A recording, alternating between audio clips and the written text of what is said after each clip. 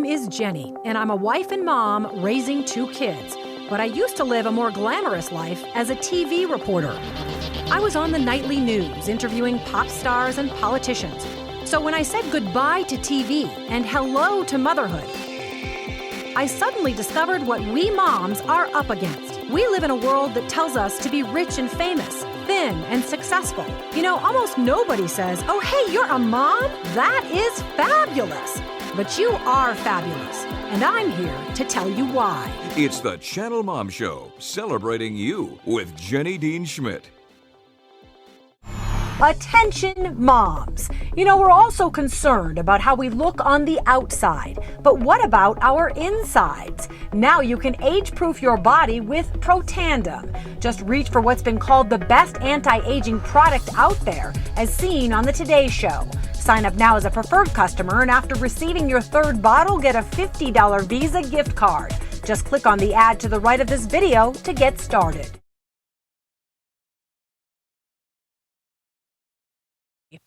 Okay, how do you parents handle the subject of sex and being healthy in relationships when it comes to your teens? Many parents avoid it, but they may be doing more harm to their teen than good when they avoid that subject. You wouldn't believe how easy it can be and how it can literally change the course of your teen's future to just hit these issues straight on. You know, it doesn't have to be gross or overstated. Just, gosh, it's so much easier. And you can change their lives. This is an important issue. People just want to sweep it under the rug, but it changes lives. That is why we invited Tammy Borgias to be on the show today. Tammy has worked in the health education field since 1980 and formerly served as Director of Corporate Wellness and Athletics at the Denver YMCA for 10 years. She's now the Executive Director at the Center for Relationship Education, so she knows what she's talking about. And the Center for Relationship Education exists to educate, equip, and empower individuals with the skills necessary. You need skills to develop healthy relationships and build lifetime committed marriages, partnerships, so on, safe and stable families for the well-being of children. And also for the adults and communities. Because if our children are doing well, and if they choose well and have healthy relationships, grow up, get married, develop a healthy family, that changes our world, you know. So welcome, Tammy. Well, thank you. I'm happy to be here, Jenny. Yes, good. We're so happy to have you today. You also do marriage workshops. You run the gamut with relationships. Relationship education. Yeah, that's awesome. And so they starts at teen agehood, however you say that, and moves on into 50s, 60s, whatever, when you're dealing with your marriage. And I love it. And I think sometimes in this country, we just we pay all the attention to the romance on the tabloids, and then we forget about, and then the rest of it seems boring to us. Ho-hum. But really, that's the stuff that we need to be maintaining. That's the work. That's what keeps the world together. So I'm so, pleased that this group, this center is around. Okay. I think people, as I said, are going to be surprised by how you approach this issue with teens. But do people make assumptions when they know that they're going to come to you and that you're going to advise them how to talk to their teen about sexual relations and so on and relationships? Do they make assumptions about what you're going to say? They think you're going to be a fuddy-duddy, or what do they think? Oh, many individuals probably think that we're just uptight old women. Where some of our national speakers are young, vibrant, young married people that are doing quite well with life. Yeah. And many of our youth that have gone through our program are some of the most successful in their high school. Sure. So, and I want to throw out a compelling statistic. I mean, there are a lot of compelling statistics out there, and you can reiterate them, and you're much more the expert than I. But I know that years ago when I did TV reporting, I know there was this horrible statistic about how many teen girls had STDs, which was compelling research for what you're on about. And can you cite that statistic for me? Right. I believe CDC has come out with it's 1 in 4. Yeah. That's what I remember. Yeah. 1 in 4 teen girls. It just blows my mind. And here's another statistic that I like more, and I think this will get people's imaginations going about what you're going to try to help them with. Teenagers themselves admit to feeling a certain way about having decided to enter into a sexual relationship. Can you tell me about that? I would love to tell you about that. Yes, 2/3 of all teens wish they would have waited for their sexual debut. So what that means in a different terminology is they're kind of bummed out that they had sex at that age. Yeah. So it's not a rewarding experience for them generally. They can't believe that it's done and gone. For girls, think of all the things they have to worry about that. Is he going to love me? Is he going to break up with me?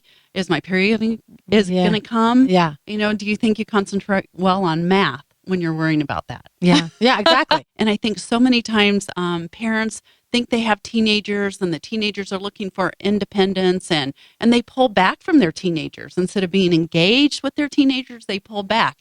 Now it's a different engagement because I've had young kids too, is that active. You're moving everywhere. You're doing everything. It's nonstop. With teenagers, maybe you're not moving physically all the time, but your mind needs to be moving all the time. Right in sync with them. Where are they going? What are they doing? How can I approach a conversation with them? I can remember when I was just trying to integrate into my kid's life. How do you do that? Especially on this touchy subject. How do you do that? Yeah, absolutely. So- I had an epiphany the other day. As mothers, when our babies are cute, from about 0 to 5 or whatever, we think, oh my gosh, we have to spend 10 hours a day on them. I mean, really, with nursing and things like that, Right. you are spending hours and hours and hours a day on them. And then somehow when they get to those teen years, you think, hands off. And I almost resent it when I have to walk around the house picking up after my teenager and think, and I think I used to not resent 10 hours a day nursing and making little baby Right. food and Right. rocking him. And I think, so just take a half an hour of that time that used to be 10 hours to do things like talk to them. Right. And unfortunately, we know when our teens want to talk. Yeah. Do you have teens yet? I'm not I do. sure. I do have a 13-year-old son and a 9-year-old daughter. And when do they want to talk? Do they want When to talk I'm going like, to bed. That's when they want to talk. Thank you, Shelley. That's when they want to talk. So what do we have to do as moms? We have to stay awake. up. Yeah. Moms and dads. Dads too. That's a good point. When they're coming home. If you said be home by 11, when do they want to talk? 11 to 12. Our bedroom at 10 o'clock is the most popular place in the world. Yeah. Thanks for saying that. So that's the active parenting I'm talking about. Maybe when they were 2, you were putting them back to bed at 2 if they woke up. But when they're 15, 16, 18, you're staying up and you're talking to them. Yeah, and we have to tune into that sacrifice. We were Right. fine with getting up at 3 a.m. to nurse. We should be Right. fine with staying up till midnight to talk to our teenager. Right. As an active parent, you want to do that. And quickly before we go to break, we've got about 3 minutes. What do teenagers say about wanting? I think a lot of parents think, I want to talk to them, but they don't want to hear from me on this stuff. But what do teenagers say about wanting to hear from their parents? Well, teenagers acknowledge that their parents are the number one influencers in their life. So if they're the number one influencers, what do you think teens want to hear from their parents? Yeah. Guidance on that stuff. Exactly. And you tell me, you have another great statistic about how many parents would like and think that they should be talking to the kids about this, but actually don't talk. Tell me about that sort of dichotomy there. Sure. 98% of parents think that they should be the ones to talk to their teens about dating, about sex, those whole intimacy details. Only 24% of them do. Teens, on the other hand, thinks their parents should be their primary influencers. So we have something that there's really a dissonance on. Yeah. A disconnect. What's keeping them? You got a minute. What's keeping parents from doing that? Is it fear? I know it's fear. I know they just don't know how. They don't think their teens want to hear. And sometimes parents think, well, I didn't do things so great.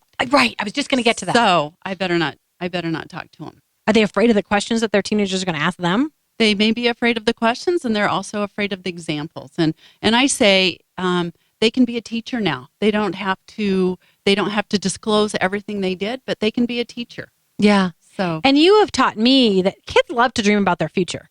They love to talk about what they're going to be and where they're going to live and who they're going to get married to. They love to talk about their future. And you've taught me that you can incorporate what they dream of their life looking like into your talk with them about relationships. Every day, every day.